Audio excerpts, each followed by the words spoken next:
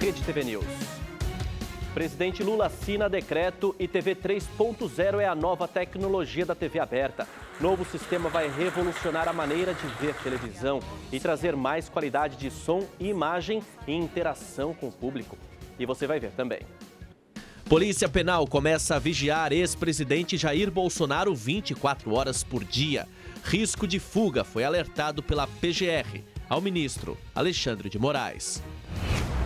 CCJ do Senado aprova projeto que proíbe fiança para crimes de pedofilia. Quase 130 mil vagas de trabalho foram criadas em julho, segundo o CAGED.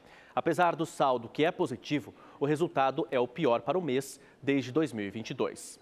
Depois de 2 meses angustiada com desemprego, a tão esperada notícia veio. A Bárbara voltou para o mercado de trabalho. No meu pessoal, é aquela certeza que eu sou uma chefe de família, né? E que eu tô levando sustento para minha casa e que eu tô dando novamente segurança para minha família. Onde ela trabalha, todos os funcionários são CLT. É uma escolha da gestão que tem dado certo. Então, com isso que o empresário ganha. Claro que uma qualidade melhor no atendimento, claro que uma produtividade melhor do colaborador e as duas coisas aumentam o seu próprio faturamento. Essas oportunidades com carteira assinada tiveram um saldo positivo em julho. Mais de 129 mil postos de trabalho foram criados. Apesar disso, esse número representa uma queda de 32% em relação ao mesmo período do ano passado. A economia está desacelerando, a gente vê os dados de atividade como um todo desacelerarem nesse momento. Tem um efeito aqui muito claro, muito evidente da taxa de juros, que tem subido com intensidade desde o ano passado, e era natural que a gente fosse começar a ver esse impacto aparecer no mercado de trabalho. Então, essa desaceleração na ocupação, de certa forma, era esperada. Em julho, os setores que mais geraram emprego foram de serviços, seguido da indústria e da construção. Mas, no ano que vem, o mercado de trabalho deve seguir a tendência de desaceleração. Acho que o saldo ainda deve ser positivo nos próximos meses, que é um pré-natal, né? Em geral, esses meses agora, de agosto, setembro, outubro, até novembro, são saldos positivos na preparação para o final do ano, né? Eu acho que 2026 a gente começa a ver um cenário um pouco pior para o mercado de trabalho, tanto nos dados do IBGE quanto nos dados do CAGED. Em São Paulo, a Sabesp anunciou que vai reduzir a pressão da água das 9 da noite até as 5 horas da manhã em todos os imóveis. Isso já vale a partir de hoje, medida, segundo a companhia, para economizar água. A repórter Estela Freitas já está aqui conosco. Nós estamos num período bem seco. Ontem até voltou a chover aqui em São Paulo, mas a situação dos reservatórios ainda é preocupante. Boa noite, Estela. Quais são as suas informações? Oi, Cury, uma boa noite a você, boa noite a todos. É preocupante mesmo, viu? A Sabesp diz que essa é uma ação preventiva, temporária e que atende a uma deliberação da Agência Reguladora de Serviços Públicos do Estado de São Paulo, a Arcesp. O objetivo é reduzir perdas e evitar vazamentos, preservando os reservatórios que abastecem a Grande São Paulo diante desse cenário de estiagem e do baixo nível dos mananciais. Com essa redução da pressão, a previsão é de economizar 4 mil litros de água por segundo. A medida vale até que sejam recuperados os níveis dos reservatórios. Portanto, então, não tem um prazo definido. O nível do sistema Cantareira, que é o principal produtor de água para a região, está em 35%. A média geral dos reservatórios é de 38%. E a gente sabe que, tradicionalmente, agosto é o mês mais seco. Só para ter uma ideia, nesse ano, choveu só 8% do esperado para todo o mês. Cury. Obrigado pelas informações, Estela. E o governo quer aprovar, ainda em 2025, um corte de 10% em benefícios fiscais. A declaração foi dada pelo ministro da Fazenda, Fernando Haddad, em entrevista à TV UOL. Segundo ele, o Brasil deixa de arrecadar 800 bilhões de reais com os incentivos que são concedidos hoje. Haddad disse também que, apesar das dificuldades, o Brasil tem condições de superar o tarifaço imposto pelos Estados Unidos. Vai machucar um pouco? Vai. Tem empresas, setores não, mas empresas que vão sofrer, né? Mas eu diria, de uma maneira geral, macroeconomicamente falando, eu acredito que o Brasil está em condições de enfrentar. E as tarifas aplicadas por Donald Trump ao Brasil acendem sinal de alerta no agronegócio. Na região Nordeste, o açúcar é um dos produtos mais impactados. As vendas para o mercado americano chegaram a quase 53 milhões de dólares em 2024. Os produtores vivem em um cenário de incertezas. Os impactos negativos são exatamente a perda desse destino. A gente deixa de contar com esse destino, consequentemente, o destino seria os Estados Unidos, consequentemente, a gente vai ter uma ausência de colocação desses produtos, que é o produto do açúcar a granel. Portanto, são prejuízos, no mínimo, que vão afetar a diminuição do quadro de receitas das empresas e de receitas que têm um valor final. De acordo com o Ministério do Desenvolvimento, Indústria e Comércio Exterior, só no ano passado, o país exportou mais de 40 bilhões de dólares para o mercado americano. No Vale do São Francisco, a fruticultura irrigada já sente o peso da nova taxa. Só as exportações de uvas somaram mais de 30 milhões de dólares em 2024. A região, que faz divisa de Pernambuco com a Bahia, é a maior exportadora de mangas do país. 95% da produção de manga do Brasil, por exemplo, sai ali do Vale do São Francisco. A maior parte produzida aqui em Pernambuco. Então, a gente tem aí uma emergência importante ligada aos produtores de manga. Setores como o de frutas, o do açúcar e o do aço podem ter contratos cancelados e empregos perdidos, afetando a economia local.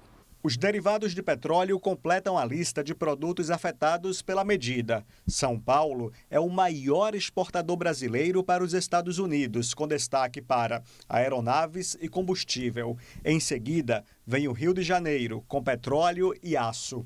Troca de tiros deixa 2 bandidos mortos e 2 presos em uma das avenidas mais movimentadas da Zona Sul de São Paulo. Câmeras de segurança registraram a ação. Segundo a polícia, 5 criminosos invadiram uma residência após tentativa de assalto à tesouraria de uma igreja evangélica ao lado da casa invadida. No confronto, 2 bandidos morreram. Um outro foi baleado e socorrido. Ele tentou fugir pelo córrego. Um conseguiu escapar. A esposa do motorista deste carro flagrou os criminosos em fuga e os agentes logo atrás. Repare que o carro vermelho tentou atropelar um dos ladrões. Meu Deus do céu, olha, meu Deus, moça, sai, dá ré. O bandido passa armado ao lado do veículo onde está o casal. Ele acabou detido minutos depois. Segundo a Secretaria da Segurança Pública, a quadrilha era monitorada havia 2 meses. A ocorrência não terminou ainda, existem outras equipes atrás dos foragidos e também as investigações vão continuar com o material colhido nessa ocorrência para que a gente pegue os demais. 6 presos em operação contra o tráfico de drogas em Belo Horizonte. Foram apreendidos drogas, munições, armas, celulares e até uma moto aquática. O grupo trazia drogas do Paraguai e mantinha um esquema de lavagem de dinheiro que incluía apostas online. Em Lagoa Seca, na Paraíba, um motorista jogou a caminhonete carregada com bananas em cima de um assaltante. Câmeras de segurança registraram a ação.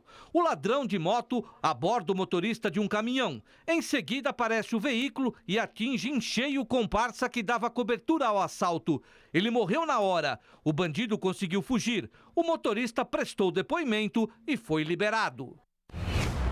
A Justiça confirmou para amanhã a transferência do influenciador Ítalo Santos e o marido dele de São Paulo para João Pessoa. O casal é acusado de exploração sexual contra crianças e adolescentes na internet.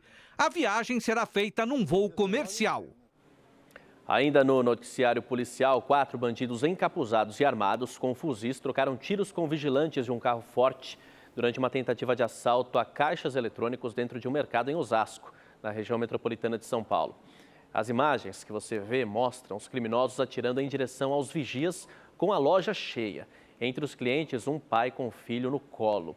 O funcionário da empresa de valores e um dos bandidos ficaram feridos nesse confronto. Os ladrões usavam uniformes falsos da Polícia Civil e também de uma empresa de fornecimento de energia elétrica. Ninguém foi preso. E a Câmara dos Deputados deve votar ainda hoje 2 propostas polêmicas de emenda à Constituição que interessam diretamente aos parlamentares. Uma é a PEC que coloca fim ao foro privilegiado e a outra é a chamada PEC da blindagem, que estabelece novos critérios para a prisão de deputados e senadores. Vamos a Brasília agora com o repórter Rafael Felitti. Boa noite, Rafael. Os dois temas chegaram a ser discutidos em plenário já aí no Distrito Federal. Como é que está a situação? Como é que está o andamento? Boa noite.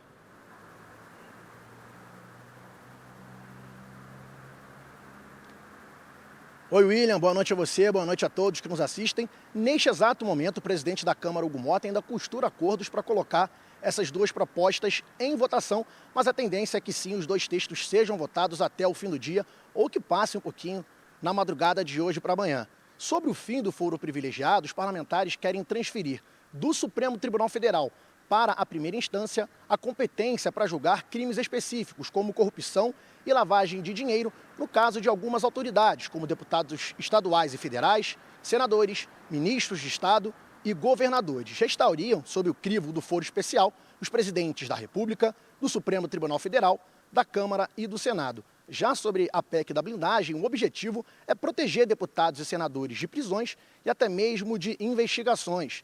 Até mesmo em caso de flagrantes, os parlamentares só poderiam ser presos pela Justiça no caso de crimes inafiançáveis, como homicídio, racismo, ataque à ordem institucional e ao Estado Democrático de Direito, por exemplo. E eles articulam até colocar um artigo para impedir que o Supremo Tribunal Federal determine investigações. E essa investigação só poderia ser permitida com o aval do próprio Congresso Nacional. William. Obrigado, Rafael. Boa noite. E o presidente Lula reconduziu Paulo Gonet para o cargo de Procurador-Geral da República. Ele está no posto desde o fim de 2023 e agora vai ficar por mais 2 anos até 2027. A decisão ainda precisa ser confirmada pelo Senado. Paulo Gonet é o autor das denúncias contra Bolsonaro e outros réus por tentativa de golpe de Estado. A recondução do Procurador-Geral também foi vista como uma resposta de Lula ao governo dos Estados Unidos por ter cassado o visto de entrada de Gonet no país. Sem uniformes nem armas, a Polícia Penal de Brasília começou o monitoramento em tempo integral do ex-presidente Jair Bolsonaro, que cumpre prisão domiciliar. A decisão foi tomada pelo ministro Alexandre de Moraes, depois de uma manifestação da PGR sobre o risco de fuga do ex-presidente. O julgamento de Bolsonaro por tentativa de golpe e outros crimes começa na semana que vem, em Brasília.